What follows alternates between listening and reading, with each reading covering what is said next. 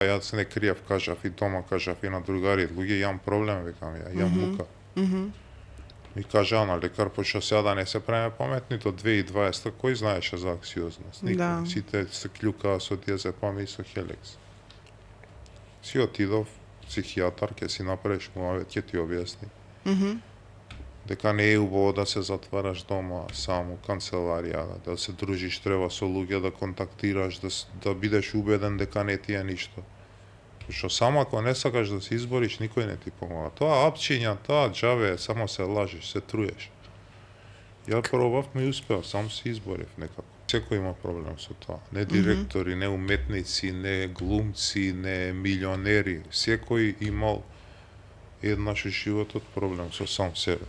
Ако се избориш, ако си способен, ментално и психички, ако не криеш, ако работиш на себе, да искочиш, да пешачиш секој ден, да знаеш дека животот не се само парите и жените и задоволствата, дека има и други задоволства.